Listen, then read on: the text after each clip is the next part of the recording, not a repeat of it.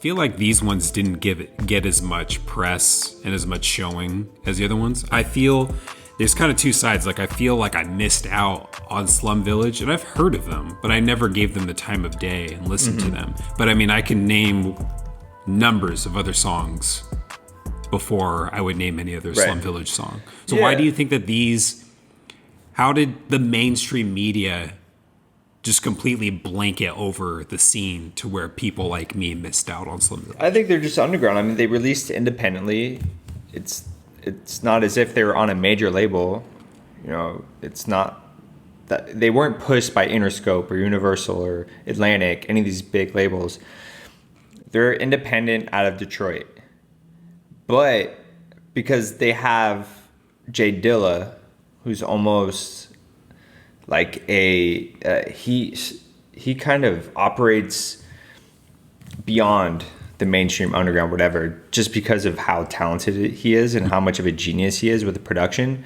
He operates outside of that. So I think Slum Village is fortunate to have J Dilla do their production, because if they didn't, there's no way they would be noticed on this kind of level.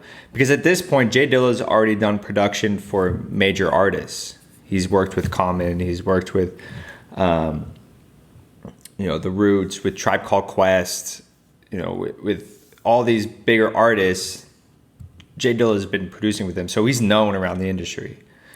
And then you have his group that's kind of, they took the Tribe Called Quest sound, but they kind of created their own sound with it. And this is kind of where neo soul comes from.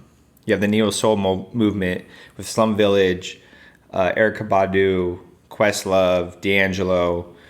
They're coming up with this new sound, and Slum Village perfectly fits into that. And I think it's because of J Dilla for the most part. So, I mean, in a long way of answering you, I think this was just, it was too far left for the mainstream. You know, it's a new sound. Most people aren't, it doesn't fit in with the current era of hip hop. It's definitely to the left of that.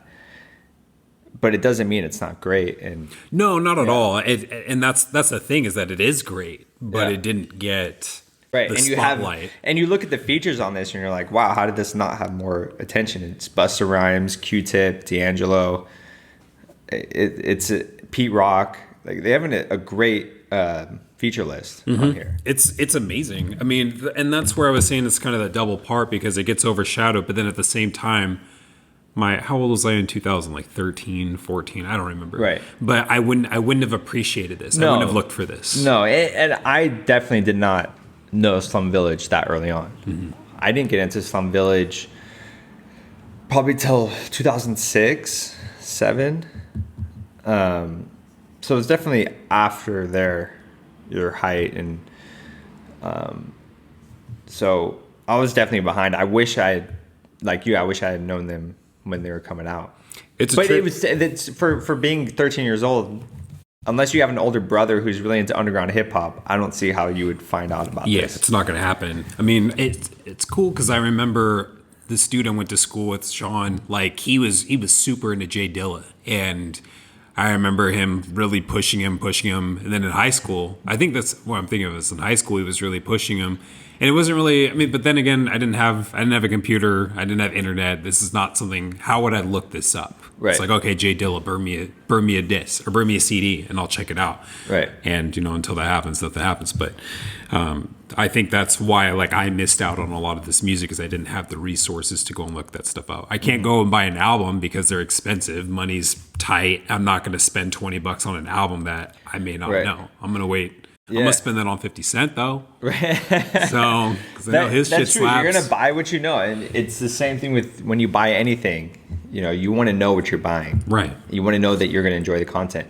But you know what's funny? When I was listening to this, and because I like to buy records, and sometimes when I think of records, I'm like, I do think of it like that. Like, I'm getting my money's worth. I want to buy something that,